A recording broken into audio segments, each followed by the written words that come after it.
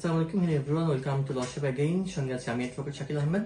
Viewers, আমরা নিয়মিত কথা বলছিলাম যে কোম্পানির ট্যাক্সেশনটা কিভাবে নির্ধারণ করা হয়, কোম্পানির ট্যাক্স রেট কেমন, কোম্পানির ট্যাক্সেশন প্রসেসটা কিভাবে হয় এবং কোম্পানির ট্যাক্স কিভাবে রিডিউস করা যায় সেটা নিয়ে আমি কথা বলছিলাম। আজকে কথা বলছি একটা কোম্পানির ট্যাক্সটা কিভাবে ট্যাক্স অফিস নির্ধারণ করে। সহজ করে যদি বলি, ধরুন যখন আপনি অডিট রিপোর্ট করেছেন তখন আপনার কোম্পানিতে নেট প্রফিট দেখিয়েছেন 50 লাখ টাকা, কিন্তু দেখা যাচ্ছে ট্যাক্স অফিস সেখানে ট্যাক্সেবল ইনকাম করেছে 65-70 লাখ টাকা। তাহলে এই যে বাকিটা 20 লাখ টাকা বাড়লো, কি করে বাড়লো, কিভাবে হলো, এটি নিয়ে কথা বলছি। প্রথমে বলি যে একটি কোম্পানি যখন তার ইনকাম ট্যাক্স রিটার্ন তৈরি করে, এটা পুরোটা বেস করে তার অডিট রিপোর্টের উপরে। অডিট রিপোর্ট যখন আমরা তৈরি করি বা যখন আমরা গাইডলাইন দিই সিএ ফার্মকে, আমরা তখন বলে দিই যে কোন কোন বিষয়গুলোকে ঠিক রাখবেন। অর্থাৎ ধরুন আপনি যে কোম্পানি, আপনি অডিট রিপোর্টে অ্যাকাউন্টিং এর ক্ষেত্রে কিভাবে আপনি আপনার প্রফিটটা নির্ধারণ করেন। প্রথমে পুরো কোম্পানির সেলস বা রিসিপ্টটাকে এক জায়গায় করা হয়, সেখান থেকে আপনার প্রোডাক্ট কস্ট কিংবা সার্ভিস কস্টটাকে আপনি বাদ দিচ্ছেন, বাদ দিয়ে আপনি গ্রস প্রফিট পাচ্ছেন। ধরুন টোটাল আপনি 100 টাকা গ্রস প্রফিট পেয়েছেন, সেখান থেকে আমরা বাদ দিই অ্যাডমিনিস্ট্রেশন কস্ট, অর্থাৎ এই কোম্পানি পরিচালনা খরচটা আমরা বাদ দিচ্ছি। এই অ্যাডমিনিস্ট্রেশন কস্ট ধরুন বাদ দিলাম 80 টাকা, তাহলে আমাদের লাভ থাকলো 20 টাকা, ইটস নেট প্রফিট, এবং তার উপরেই কোম্পানির ট্যাক্সের হারটা করা হয়। এখন আমি আগের ভিডিওতে বলেছিলাম যে একটি কোম্পানি কত পার্সেন্ট ট্যাক্স তাকে দিতে হয়। কোম্পানি ভেদে বিভিন্ন রকম ট্যাক্সের হার রয়েছে, এটা আমি আগেও বলেছি। আপনারা ভিডিও ডিসক্রিপশন থেকে আপনি দেখে নিতে পারবেন, কমেন্ট বক্স থেকে আগের ভিডিও লিঙ্কটি। আজকে বলছি এই যে টাকাটা আপনি 20 টাকা পেলেন অডিট রিপোর্টে, কিভাবে ট্যাক্স অফিসটাকে বাড়িয়ে দিচ্ছে।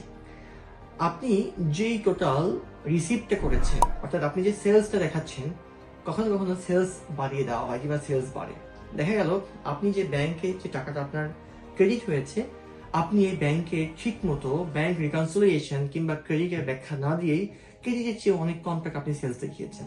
তখনই ট্যাক্স অফিস ক্রেডিটের সমপরিমাণ টাকা বা তার চেয়েও বেশি টাকা আপনার ব্যবসায়িক ক্যাটাগরি অনুযায়ী সেলসটা বেড়ে যায়, তখনই আপনার ইনকামটা বেড়ে যাচ্ছে।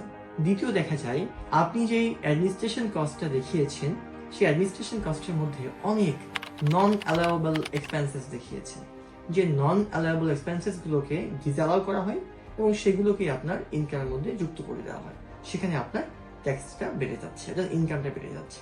আরেকটা করা হয় কোম্পানির এনি আদার ইনকাম অনেক সময় দেখানো হয়।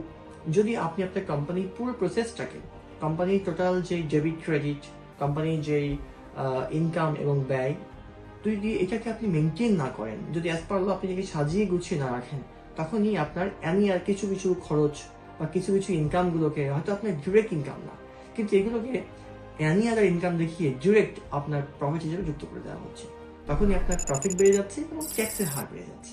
এখন তাহলে আমরা একটু দেখি যে একটা কোম্পানি তাহলে কিভাবে একটি ইনকাম ট্যাক্স তাদের ট্যাক্সেশনের যে ট্যাক্সেবল ইনকামটা যোগ করে বা হিসাব করে। প্রথম হচ্ছে গ্রস রেভিনিউটা, সেখান থেকে আবার বাদ যায় অ্যালাউয়েবল এক্সপেন্স গুলো, আবার সেখানে আবার যুক্ত হয় একটা নন অ্যালাউয়েবল এক্সপেন্স গুলো, দেন অ্যানি আদার ইনকাম গুলো যুক্ত হয়, আবার যদি ক্যাপিটাল অ্যালাওয়েন্স বা আদার্স অ্যালাওয়েন্স থাকে সেগুলোকে বাদ দেওয়া হয়। এইভাবে বাদ দিয়ে এবং যোগ করে মূলত ট্যাক্সেবল ইনকামটা নির্ধারণ করা হয়, যেটি অ্যাকাউন্টিং এ হয় না। তাহলে আপনি যদি সচেতন থাকেন, আপনি যদি ঠিক মতো আপনার অ্যালাউয়েবল ইনকাম গুলোকে এক্সপেন্সে নেন এবং যেগুলো নন অ্যালাউয়েবল এক্সপেন্স কিংবা যেখানে লিমিট আছে আপনি লিমিটের বাইরে এক্সপেন্স দেখাননি কিংবা করেননি, তাহলে কিন্তু আপনার ট্যাক্সেবল ইনকামটা কমে আসবে এবং ট্যাক্সের হারটাও কিন্তু শেষমেশ কম দিতে হবে।